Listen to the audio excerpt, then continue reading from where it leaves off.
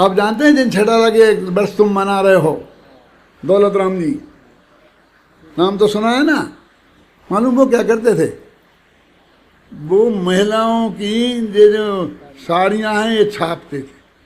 माने पहले के ज़माने में ऐसे कपड़े, रंगीन कपड़े नहीं बन जाते थे सीधे, कपड़ा तो सफ़ेद ही बनता था, वो कोरी बुनता था दुल्हा, और फिर उसके ऊपर लोग ऐसा लकड़ी के वो बना लेते थे और ऐसे रंग पे ऐसे ठेका लगा के ठक ठक ठक, हमने अपनी आंखों से देखा है करते, दौलत राम को नहीं और लोगों को छापते देखा है।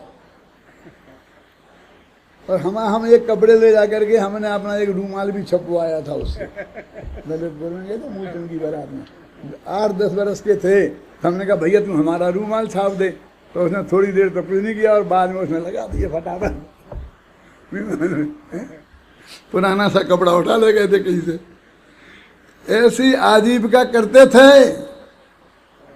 और ऐसा शास्त्र रख लेते थे और गाथाएं पढ़ते रहते थे, रटते रहते थे और ये सब करते रहते थे। भूधरदास जी आगरा में बेलमगंज की धर्मशाला के सामने परचूनी की दुकान करते थे। परचूनी के आटा, दाल, घी, नून, तेल जो धर्मशाला में यात्री आगे ठहरते थे और उन्हें बेचते थे और अपना स्वाध्याय करते रहते थे। ऐसे ऐसे पंडित हैं ये लोग। बनारसी दास ने तो अपनी पूरी कहानी लिख दी है, कैसे भाग घूम घूम के व्यापार करते थे, उधार लेकर कचौड़ियाँ खाते थे। 400 वर्ष पुरानी है ये कचौड़ी।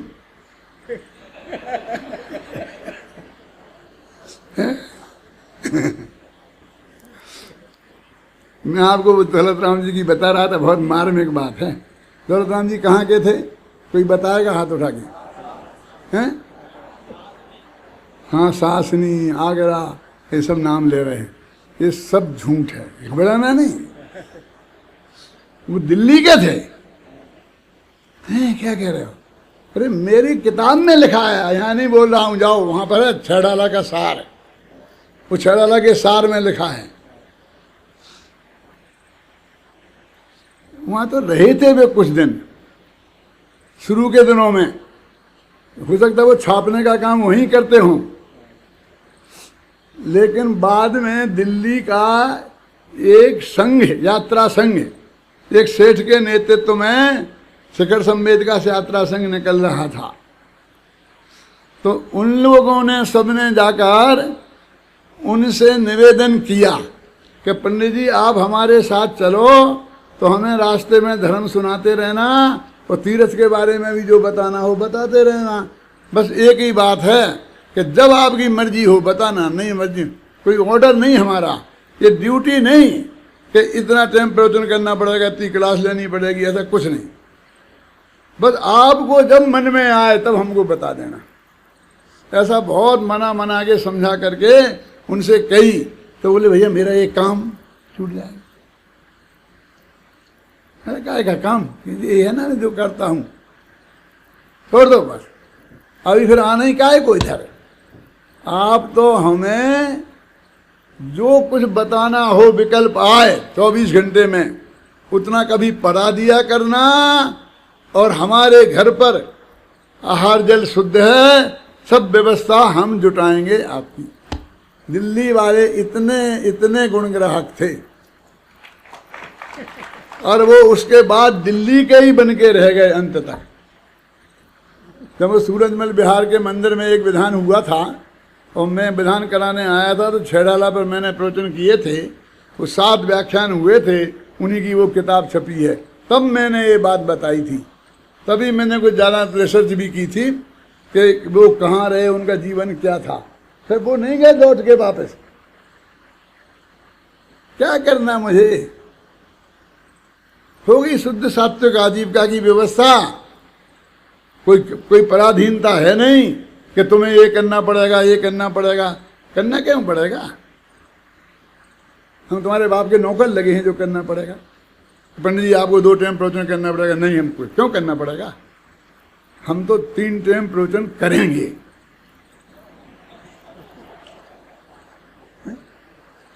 ये करना पड़ेगा कहाँ से लाए तुम?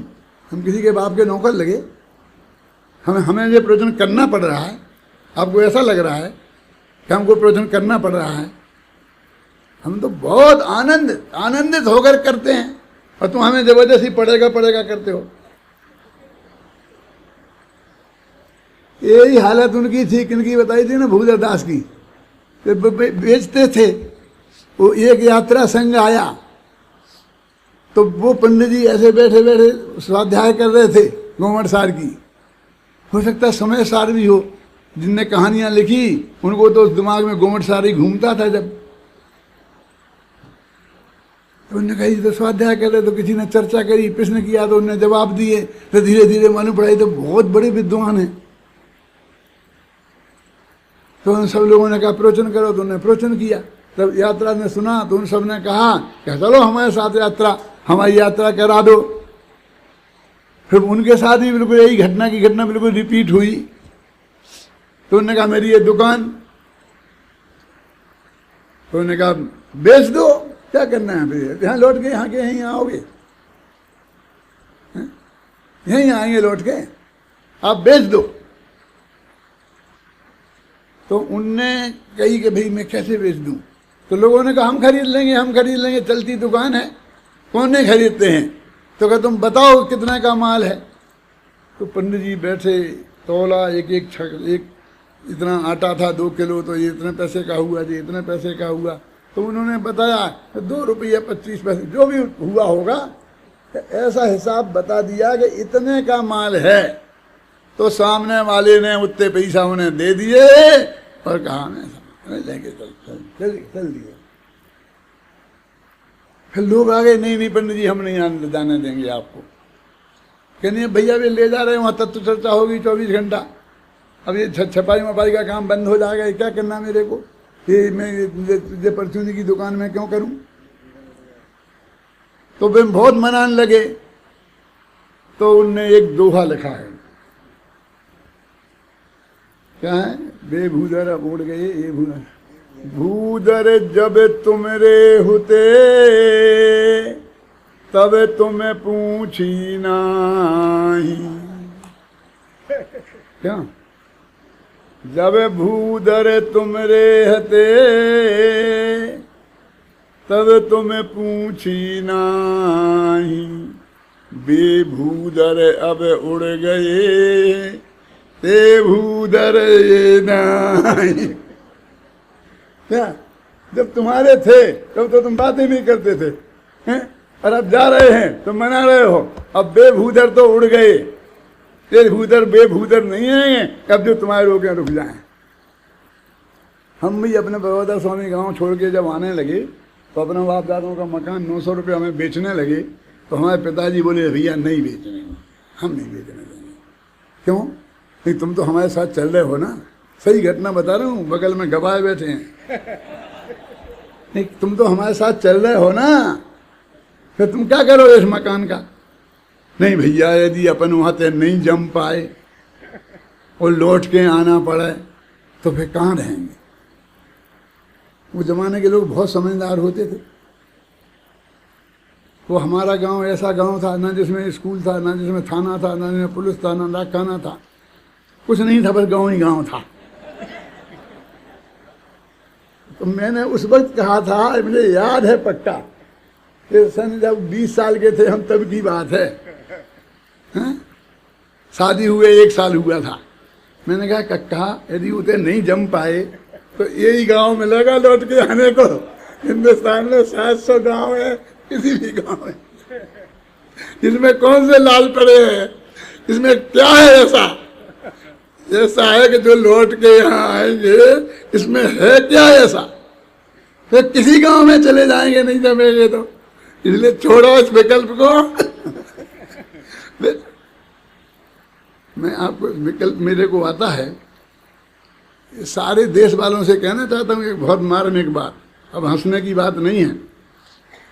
दिल्ली वालों ने हमसे कहा घबराना नहीं है, कहना कोई विद्वान दे दो, कोई विद्वान दे दो, विद्वान दे दो। मैंने अपने पोते के साथ पढ़ने वाला एक छोकरा जो शास्त्री, पहले उसका सबसे 5 साल एक साथ एक किताबों में पढ़ा था, दिन रात। वो मेरे पोते के साथ मेरे घर में भी आके बैठता था। मैंने कहा बेटा तू चला जा, ये विवेक है ना, इसको मैंने भेजा यहाँ। मैं और ज़्यादा लंबी कहानी नहीं सुनाऊंगा। तो मैं तो शास्त्र सुनाने भेजा था, बच्चों को पढ़ाने भेजा था, इनने इनको और तो लोहा बनाना सिखा दिया, उस धंधे में लगा दिया। बोले पंडित जी उसे तो हमने लगा दिया ठिकाने, और 2-4 पंडित ने तो भेज। अरे हम बनाए और तुमने ये तत्व ज्ञान के प्रचार प्रसार के इस काम के लिए भेजा है, ये काम कराओ इनसे। मैं सच बोलता हूँ, हृदय की बात बोलता हूँ। भगवतमल भंडारी मेरे पास आए, बोले मैंने यहाँ पर एक विमल की एजेंसी ली है, 50,000 रुपये महीने की दुकान जोहरी बाजार में ली है, तो मैं वहाँ पर 5-7 आदमी चाहिए, तो आप 5-7 अपने विद्यार्थी दे दो, तो मैं उनको सेल्समैन लगा दूँ। मैंने कहा उन्हें नौकरी की समस्या नहीं है, हमने इसलिए तैयार नहीं कराया, वो तो जैन समाज में विद्वान नहीं है, इसलिए हमने इतनी मेहनत करी है आत्मा के कल्याण और समाज के कल्याण के लिए। फिर मैं आपके विद्यार्थियों को काम से लगा रहा हूँ और आप मेरे। मैंने कहा तुमने एक विद्यार्थी को मेरे को लगाया तो मैं सबसे नंबर 1 शत्रु तुम्हें मानूंगा। मैंने भभूतमल पाठ आज भी जिंदा है, जाके पूछ लेना। क्यों? मैं बना बना के तैयार करूं, इस आग में से निकालूं इन्हें और तुम उसी में झोंक दो, ऐसा नहीं चलेगा। मैं तो उस विद्यार्थी से खुश हूं कि जिसने अपना जीवन इस तत्व ज्ञान के प्रचार प्रसार में और आत्मा के कल्याण में लगा दिया। किस धंधे में कौन कहाँ लग गया उसमें मुझे कोई रस नहीं है। इतनी जो होती है ना सभ्यता के नाते आगे कहते हैं कि दादा वहाँ है, मुझे 1.5 लाख रुपया महीना मिल रहा। हाँ बेटा बहुत अच्छा, क्या देता हूँ, ऐसा नहीं, वो कुछ दम नहीं है उसमें। क्या धर्मेंद्र, समझे ना? जब धर्मेंद्र मेरे यहाँ से गया और ये तो वो कहेगा मैं वहाँ जा रहा हूँ, यही पढ़ाऊंगा। मैं कहा बेटा बहुत बढ़िया, एक विद्यालय और सुरक्षित हो गया, तुम जा बेटा, खुशी यही काम करने का, बस कुछ नहीं। तो फिर भी होते जा रहा है, हो जाएंगे हम, और बनाते जाएंगे हैं? जितने डॉक्टर बनाते हैं सभी डॉक्टरी थोड़ी करते हैं, यहाँ वहाँ भी फंस जाते हैं। अब ऐसे कुछ फंस जाएंगे, 10-5 पंडित फंस जाएंगे, हम क्या करेंगे? रोक तो सकते नहीं हैं हम, लेकिन हमारी भावना नहीं है ये। हमारी भावना तो ये है कि वे आत्मा का कल्याण करें। और ये कितनी मर्म की बातें हैं, ये कितनी कीमती चीज़ें हैं, ये कितनी ऊंची पढ़ाई है। इसे छोड़ के कहाँ जाना चाहते? 5 साल पढ़ करके कहाँ जाना चाहते हो? ये शांति जय पाटिल हमारे प्रिंसिपल, ये भी कहने लगे दादा मेरी भी नौकरी लग गई वहाँ, मैं जा रहा हूँ। मैं कहाँ जा रहे? राजस्थान के बॉर्डर पे, पाकिस्तान के, वहाँ जाओगे? थोड़ा बहुत समझाया, नहीं दादा नहीं, जाओ हटो यहाँ से, जाओ जहाँ जाना हो जाओ। ये अमृत चंद को पढ़ाना छोड़कर, ऐसे अमृत जैसी जगह छोड़कर चारों तरफ के बीच में, अरे 32 साल बाद तुम्हारे शिष्य चारों तरफ दिखाई देंगे कि मैंने शांति पाटिल से पढ़ा। वो निधि जो तुम कमाओगे कोई माई का लाल कमाएगा? मुझे बताओ। जाना हो जाओ, मेरे से बात मत करो। चले शाम को आ गया कि दादा मैं नहीं जा रहा हूँ। मैं ठीक है खुश रहो। सच बोलता हूँ, ऐसा ना आज की नहीं, ये 20 साल 10 साल 15 साल पुरानी घटनाएं हैं। कुछ सुना रहा हूँ, कुछ सुना नहीं रहा हूँ, मेरे दिमाग में सब घूमती हैं क्या। लेकिन ऐसी कॉमन भी इसलिए नहीं सुनाता हूँ किसी के राग देश के से, इसलिए सुनाता हूँ कि कम से कम मेरी सच्ची भावना मेरे विद्यार्थी समझें। एक गुरुदेव के तत्व ज्ञान को जन जन तक पहुँचाने का काम अक्षुण्ण रूप से चालू रहे, इस वजह से सुनाता हूँ। ना तो अपने मान को पोषण के लिए, ना किसी का अपमान करने के लिए, सिर्फ इतनी भावना है कि इनमें और 2-4 को यदि ऐसी अंदर से आ जाए भावना तो अच्छा, थोड़ा काम बढ़िया होगा, नहीं तो गाड़ी तो चल ही रही है।